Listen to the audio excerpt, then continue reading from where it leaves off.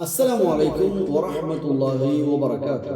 الحمد لله رب العالمين وصلى الله وسلم على نبينا محمد وآله وصحبه أجمعين أما بعد. പ്രിയങ്കരായ ഖത്മുൽ ഖുർആൻ ശ്രോതാക്കളെ, നമ്മുടെ പഠനം അൽഹംദുലില്ലാഹ് അല്ലാഹുവിന്റെ അനുഗ്രഹത്താൽ തബാറക ജുസ്ഇലെ അവസാന അധ്യായം സൂറത്തുൽ മുർസലാത്ത് അധ്യായം 77, മക്കയിൽ അവതരിച്ച 77-ാം അധ്യായം മുർസലാത്തിൽ 50 ആയത്തുകളാണുള്ളത്. 50 ആയത്തുകൾ. ഈ പേജിലെ ഏറ്റവും മുകളിലുള്ള ആയത്ത് നമ്പർ 20. നോക്കൂ, അവിടെ നിങ്ങൾക്ക് പാരായണത്തിൽ എന്തോ ഒരു സംശയം വന്നിട്ടുണ്ടല്ലോ. തീർച്ചയായും പലരും ചോദിക്കുന്ന ഒരു ചോദ്യമാണ്. പലർക്കും സംശയം വരുന്ന ഒരു ഭാഗമാണ്, പാരായണം ചെയ്യുമ്പോൾ തെറ്റിപ്പോകാറുള്ള ഒരു ഭാഗമാണ്.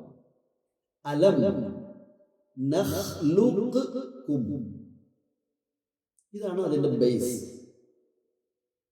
ഖലഖ യഖ്ലുഖു, അതിനു മുമ്പിൽ ലം വന്നു. നഖ്ലുഖ് എന്നതിന്റെ മുമ്പിൽ ലം വന്നു. അപ്പോൾ അലം നഖ്ലുഖ്, യഥാർത്ഥത്തിൽ നഖ്ലുഖു എന്നാണ്, പക്ഷെ ലം വന്നപ്പോൾ നഖ്ലുഖ് എന്ന് സുകൂൻ ജസ്മു ചെയ്തു. ശേഷമുള്ളത് കാഫാണ്. സുകൂനുള്ള ഖാഫിന് ശേഷം ഹറക്കത്തുള്ള കാഫ് വരുന്നു. ഇദ്ഗാം എന്ന് പഠിച്ചിട്ടുണ്ടാകും. ഇദ്ഗാം ചെയ്യാൻ. എന്താണ് ഇദ്ഗാം? ഒരു വസ്തു മറ്റൊന്നിലേക്ക് പ്രവേശിക്കുന്നതിനാണ് ഇദ്ഗാം എന്ന് പറയുന്നത്. ഇവിടെ തജ്വീദുപരമായി നമ്മൾ പറയുമ്പോൾ സുകൂനുള്ള ഒരക്ഷരം ഹറക്കത്തുള്ള അക്ഷരത്തിലേക്ക് ലയിക്കുന്നതിനാണ് ഇദ്ഗാം എന്ന് പറയുക. അതായത് ഹർഫുൻ സാക്കിൻ ഹർഫ് മുതഹർരിക്കിലേക്ക് ഇദ്ഗാം ചെയ്യാം. ഇവിടെ ഖാഫ് സുകൂനാണ്, കാഫ് ദമ്മാണ്, ഹറക്കത്ത്. അപ്പോൾ ഖു എന്നത് ഈ രണ്ട് അക്ഷരങ്ങളൊന്നും നാവിന്റെ അങ്ങേ അറ്റത്ത് നിന്ന് അതിന്റെ തൊട്ട് താഴെ നിന്ന് ഇങ്ങനെ രണ്ട് അടുത്തടുത്തുള്ള രണ്ട് മഖ്റജാണ്. അഖ്സൽ ലിസാനിൽ നിന്ന് വരുന്ന രണ്ടക്ഷരങ്ങളാണ് ഖാഫും കാഫും. ഖാഫ് അതിൽ ഏറ്റവും മേലെ, അതിനല്പം താഴെയായിട്ട് കാഫ്. അപ്പൊ ഇത് രണ്ടും സുക്കൂനും ഹറക്കത്തുമായി വന്നിടത്ത് ഇദ്ഗാം ചെയ്യപ്പെടുകയാണ് ചെയ്തിട്ടുള്ളത്. നഖ്ലുഖു, കാഫിന് ദമ്മ് കൊടുത്തിട്ടുണ്ട്, ഖാഫിന് സുക്കൂൻ എഴുതിയിട്ടില്ല.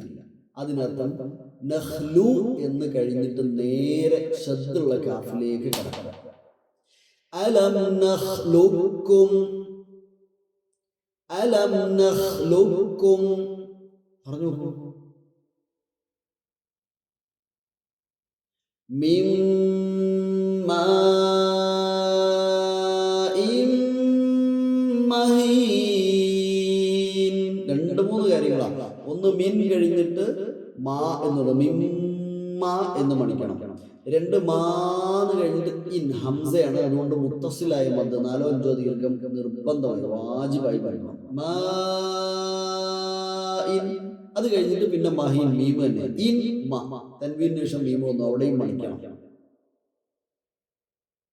ചെറിയ ആയത്താണ്, സമയമെടുക്കുന്ന വചനമാണ്. ഒന്ന് ഓതിത്തരാം. അലം നഖ്ലുഖും മിൻ മാഇൻ മഹീൻ. 1-2 പ്രാവശ്യം പാരായണം ചെയ്തു നോക്കുക.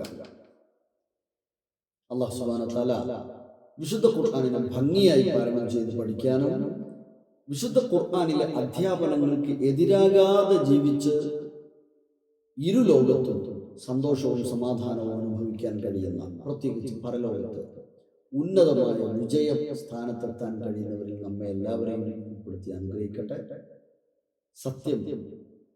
സത്യമായി മനസ്സിലാക്കാൻ, അസത്യത്തെ തിരിച്ചറിയാൻ അല്ലാഹുവേ ഞങ്ങൾക്ക് നീ തൗഫീഖ് നൽകുകയും സത്യത്തിൽ ഉറപ്പിച്ച് ഞങ്ങളെ നിർത്തുകയും ചെയ്യണം. റഹ്മാനായ റബ്ബേ, മാരകമായ രോഗത്തെ തൊട്ട് ഞങ്ങളെ കാവൽ നൽകി അനുഗ്രഹിക്കണമേ റഹ്മാനായ അല്ലാഹു.